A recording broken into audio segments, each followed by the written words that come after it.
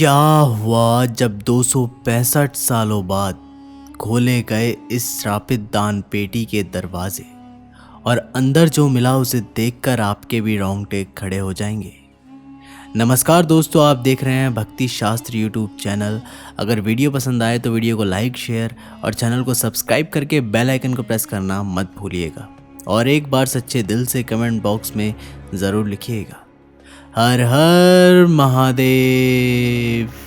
इस सत्य चमत्कारिक घटना की शुरुआत होती है राजस्थान के बीकानेर शहर के एक छोटे से गांव छत्तरगढ़ से। इस गांव में पीपल के पेड़ के नीचे एक महादेव मंदिर था, जिसे पिपलेश्वर महादेव मंदिर कहते थे। इस मंदिर में दूर दूर से लोग दर्शन करने आते थे, क्योंकि कहते थे दर्शन मात्र से भगवान उनकी सारी मनोकामनाएं पूर्ण कर देते थे।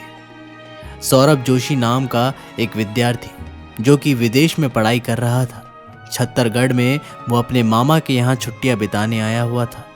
तभी उसे पिपलेश्वर महादेव मंदिर के बारे में पता चला, तो वे तुरंत ही अपने परिवार वालों के साथ महादेव के दर्शन करने चला गया। तभी वहाँ उसने एक बहुत बड़ी दान पेटी देखी और सोचा कि दान पेटी में कुछ पैसे चढ़ाने चाहिए। लेकिन जब वो दान पेटी में पैसे चढ़ाने गया तो गलती से उसका पूरा पर्स ही दान पेटी के अंदर चला गया। उसे पैसे का कोई मोह नहीं था, लेकिन उस पर्स के अंदर उसके बहुत ज़रूरी दस्तावेज और विदेश जाने का वीज़ा भी रखा हुआ था। तो उसने मंदिर के पुजारी से प्रार्थना करी कि वो इस दान पेटी के ताले को तोड़ दे ताकि उसे पर्स मिल सके। लेकिन पुजारी जी का कहना था कि यह दान पेटी श्रापित है और पिछले 265 सालों से आज तक इसे खोला नहीं गया है।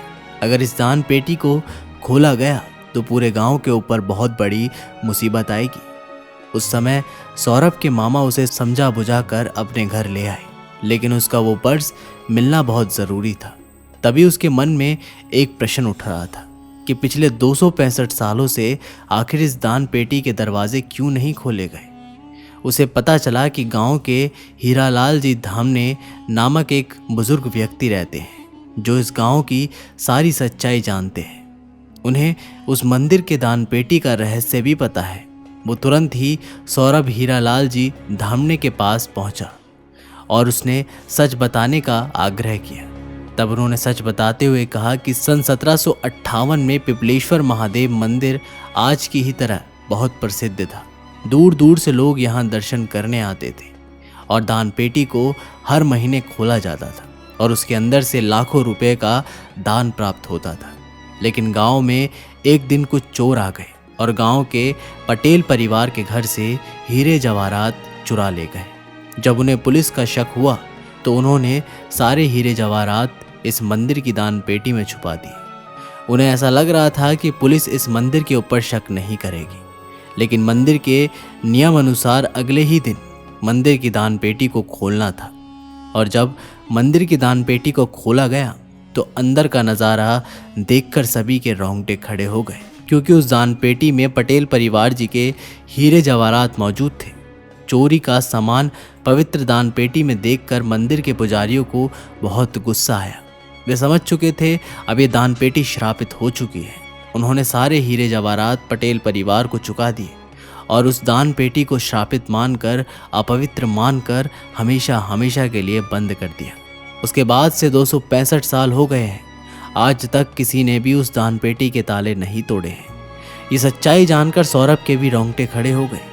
लेकिन उसका विदेश जाना बहुत ज़रूरी था और विदेश जाने के लिए उसे वीज़ा की ज़रूरत थी, जो कि उसके पर्स में मौजूद था। रात्रि के समय वह चुपचाप पिपलेश्वर महादेव मंदिर पहुंच गया और एक पत्थर मारकर उस दान पेटी के ताले को तोड़ दिया और उसका पर्स निकालकर वो उस गांव से रफू चक्कर हो गया। जब सुबह गांव वालों ने देखा कि दान पेटी के ताले टूटे हुए हैं, तब वे सभी बहुत ज़्यादा डर गए। उन्हें लग रहा था कि अब गांव के ऊपर बहुत बड़ा अकाल आएगा, मुसीबतों का पहाड़ इस गांव पर टूटेगा। उन्होंने तुरंत ही दान पेटी के ताले पुनः बंद कर दिए। अब देखते ही देखते एक सप्ताह बीत गया, लेकिन गांव के ऊपर किसी भी प्रकार की कोई मुसीबत नहीं आई थी।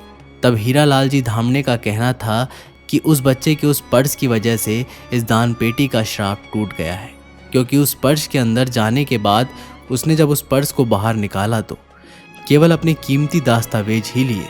वो चाहता तो पैसों का मोह माया भी रख सकता था, और सौरभ की उसी भक्ति ने उस दान पेटी के श्राप को तोड़ दिया। इस घटना के बाद पहले की तरह हर माह उस दान पेटी को खोला जाने लगा और पुनः उसमें से लाखों रुपए का दान प्राप्त होने लगा।